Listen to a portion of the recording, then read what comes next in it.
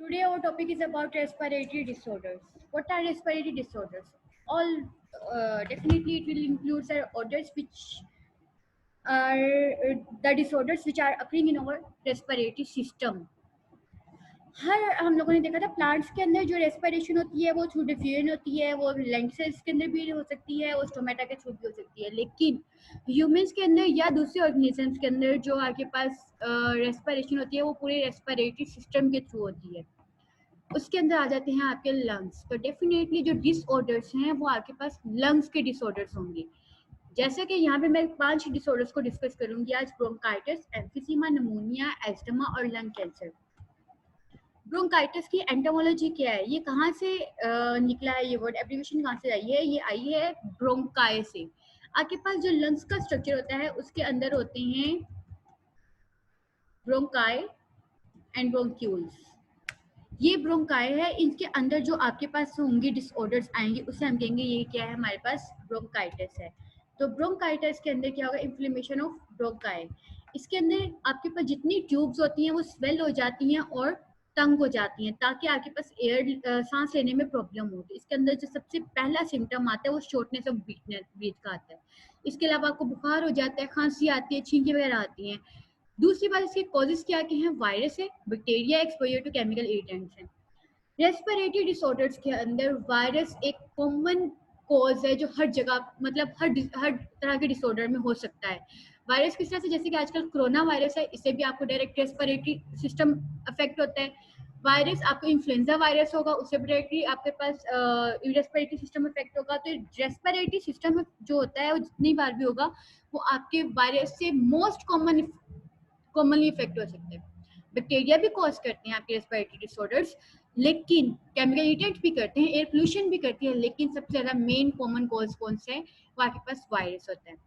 खैर, ब्रोंकाइटिस के 2 तरह की टाइप्स होती हैं, एक्यूट और क्रॉनिक। एक्यूट होती है जो 2 वीक्स तक रहती है और बाद में खत्म हो जाती है, परमानेंट नहीं होती है। जबकि क्रॉनिक बड़ी एजेस के लोगों में होती है और एटलीस्ट 3 मंथ तक की रहती है, मतलब ये ज्यादा सीरियस होती है। क्रॉनिक का मतलब होता है सीरियस डिजीज, एक्यूट का मतलब होता है नॉर्मली जो जल्दी ठीक हो जाती हो।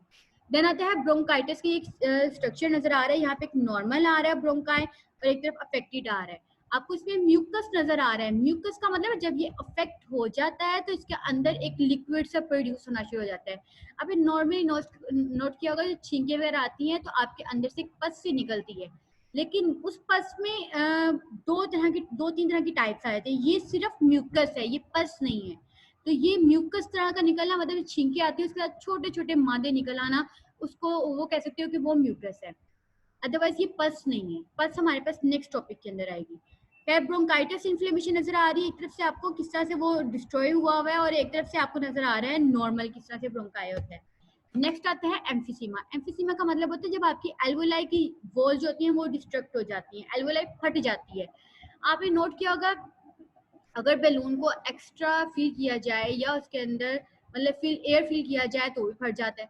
फटने का मतलब कि या तो उसके अंदर जब उसके अंदर वायरस आ जाता है तो वो भी उसे फाड़ देता है। आपने बैलून को जब फिल करते हो फ्लावर्स के साथ या किसी और चीज़ के साथ जो हमारे पास डेकोरेटिव जो चीज़ें होती हैं उसके साथ फिल करते हो, लेकिन अगर उसके अंदर गलती से कोई नुकीली चीज़ चली जाए तो क्या होगा, वो फट जाएगा। वो जितना मर्जी उसके अंदर एयर फिल करते रहोगे वो नहीं होगी।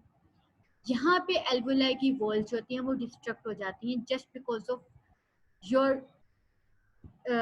Non seriousness. मतलब स्मोकिंग करना डेफिनेटली नॉन सीरियसनेस है। आप स्मोकिंग करते हो, जो उसका स्मोक होता है वो जो आपके केमिकल होते हैं जो आपके लिए इरिटेंट है, जो आपके लिए नुकसान है, वो आपके अंदर जाते हैं। लंग्स में जाने के बाद आपकी नाजुक सी वॉल्स होती हैं जिन्हें वो डिस्ट्रॉय कर देते हैं। आप अगर एयर पोल्यूशन में जाते हो विदाउट कवर योर फेस तो क्या होगा कि इनहेल करते हुए वो सारे केमिकल्स, लेड होता है, लेड बहुत खतरनाक केमिकल है जो आपकी सांस के लिए खतरनाक होता है, डायरेक्ट आपकी एल्वोलाई को डिस्ट्रक्ट कर देता है। देन आप अगर केमिकल इरिटेंट्स के पास, केमिकल इरिटेंट्स का मतलब है एक ऐसी जगह पे जाना जैसे फैक्ट्रीज वगैरह होती हैं जहाँ पे केमिकल्स बहुत ज्यादा होते हैं और आपके लिए नुकसानदेह होते हैं, और आप बिना कवर किए उधर जा रहे हो और सांस ले रहे हो, डेफिनेटली वो सांस के थ्रू आपके अंदर जाएंगे और आपको अफेक्ट कर देंगे। इसके इफेक्ट्स क्या होते हैं? आपके पास जो होते हैं एल्वोलाई के सैक्स जो होते हैं वो लार्ज हो जाते हैं, लेकिन किसी काम के नहीं होते। क्यों? क्योंकि इसमें ना तो इनहेलेशन होती है ना एक्सहेलेशन होती है। मतलब ये कि गैसियस एक्सचेंज नहीं होता। हम लोगों ने एक चीज देखी थी कि हमारे पास जो गैसियस एक्सचेंज होता है वो एल्वोलाई में होता है। ऑक्सीजन ब्लड में जाती है एल्वोलाई के साथ, क्योंकि वहां पे कैपिलरीज होती हैं। कार्बन डाइऑक्साइड ब्लड से अब लंग्स में आती है थ्रू एल्वोलाई। अगर आपकी एल्वोलाई ही डिस्ट्रॉय हो जाएगी तो फिर आप लोग क्या करोगे, सांस कैसे लोगे? डेफिनेटली नो एक्सेलेशन, कोई गैसियस एक्सचेंज नहीं होगी। एयर आप इनहेल तो कर रहे हो लेकिन आउट नहीं कर रहे हो, एक्सेल नहीं होगी। इसके सिम्टम्स क्या आते हैं? वेट लूज होता है, फटीग थकावट सी होती है, इन्फेक्शन जो होता है रेस्पिरेशन का, अगर आप मेडिसिन लेते हो ठीक होगा दोबारा हो जाएगा, ठीक होगा दोबारा हो जाएगा, ठीक होगा दोबारा हो जाएगा। और ये बार बार होने की वजह से वो आपकी वॉइस को और ज्यादा वीक कर देता है और तोड़ देता है। देन आ जाता है आपके पास शॉर्टनेस ऑफ ब्रीथ सांस लेने में प्रॉब्लम होती है। इसकी अपीयरेंस कब होती है? जब आपके पास तकरीबन 70 से 50% हिस्सा टिश्यूज का डिस्ट्रॉय हो चुका हुआ होता है। इसका जो ऑक्सीजन इससे क्या होती है, जाहिर सी वजह, आप एक्सेलेशन नहीं कर रहे हो, एक्सचेंज नहीं कर रहे हो, वो एल्वोलाई ही फट गई है, तो आपके पास ब्लड के साथ ब्लड में ऑक्सीजन कैसे जा सकती है? नहीं जाएगी। तो डेफिनेटली वहां पे ब्लड के अंदर ऑक्सीजन लेवल कम हो जाएगा। ये आपको एक डायग्राम नजर है जिसमें एल्वोलाई विद एम्फिसीमा और एल्वोलाई नॉर्मल एल्वोलाई है। निमोनिया, निमोनिया क्या होता है? आपके पास लंग्स इन्फेक्शन को कहते हैं। डबल निमोनिया का मतलब है कि यहाँ पर इसका मतलब है दोनों लंग्स अफेक्ट हुए होंगे। एक्चुअल में कहते हैं कि जब आपके पास एक लंग्स दो तरह के वायरस या बैक्टीरिया या दो तरह की इन्फेक्शन से कॉज हुआ हो, मतलब ये कि एक वायरल एक बैक्टीरिया भी हो सकता है, दो तरह के डिफरेंट तरह के वायरल भी हो सकते हैं, दो तरह के डिफरेंट तरह के बैक्टीरिया भी हो सकते हैं।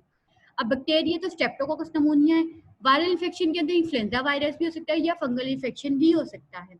इसका एक्शन कैसे होता है कि पहले एल्वोलाई में जाएगी, वहां पे सेटल करेगी, वहीं पे ग्रो करेगी, वहां के लंग्स को टिश्यूज को ब्रेक डाउन करेगी, वहां पर ही फिर बाद में पस फील कर देती है, फ्लूइड और पस आ जाती है। ये इसी वजह से जब निमोनिया होता है, छींके वगैरह आती है, खांसी वगैरह आती है, तो बलगम जिससे आप कहते हैं वो बाहर आती है। वो बलगम नहीं, वो आपके एल्वोलाई में बनी हुई पस होती है। इसकी सिम्टम्स क्या है? कोल्ड होगा, फीवर होगी, शिवरिंग होगी, कफ, स्पूटम प्रोडक्शन। स्पूटम प्रोडक्शन वही है जो पस मैंने अभी बताई है, जब आप खांसते तो वो आपकी खांसी के साथ बाहर आती है। और शॉर्टनेस ऑफ ब्रीथ होगी, कलर आपके स्किन का पर्पलिश हो जाएगा या डस्की हो जाएगा।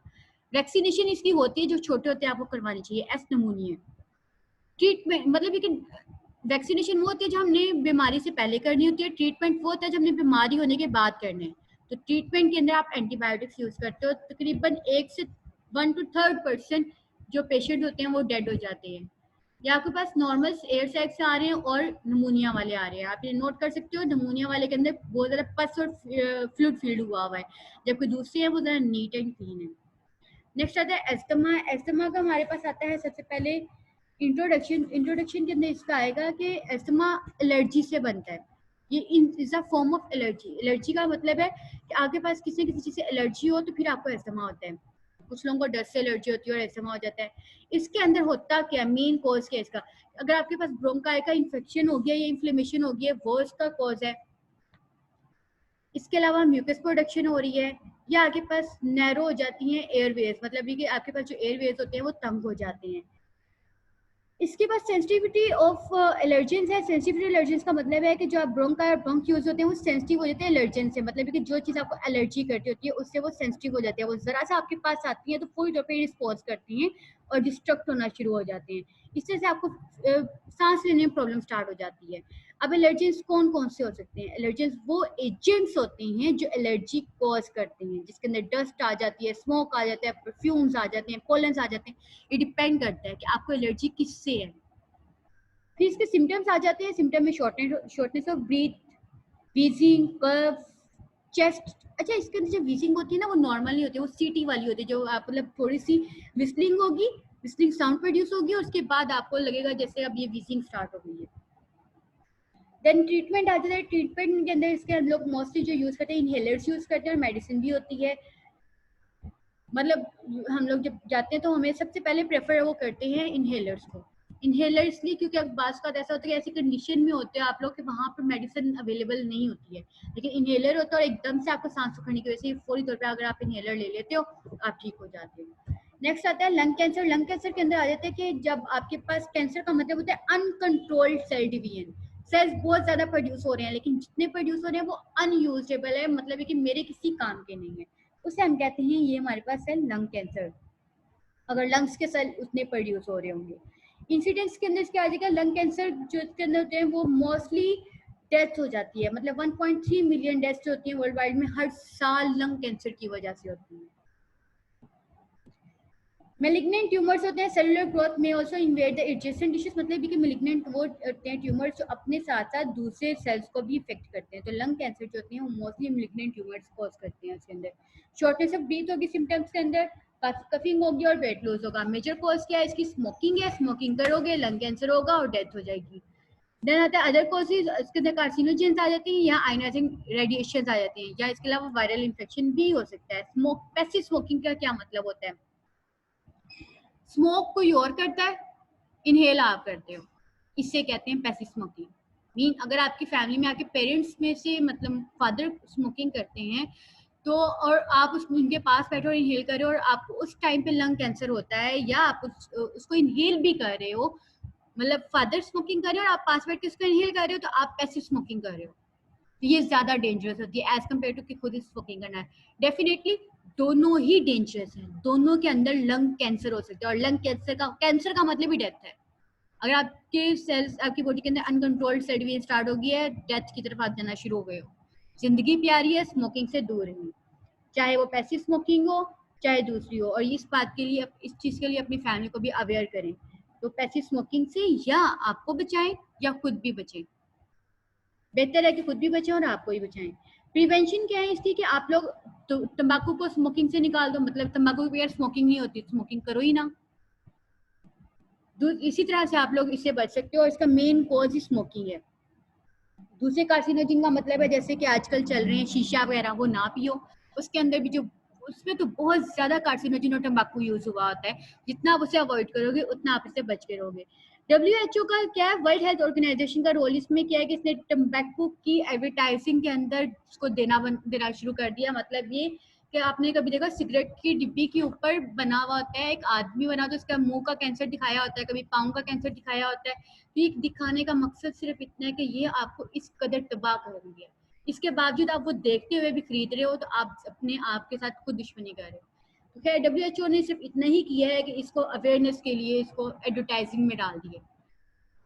तो आज के टॉपिक के अंदर हमने disorders of respiratory system discuss किए हैं। Thank you.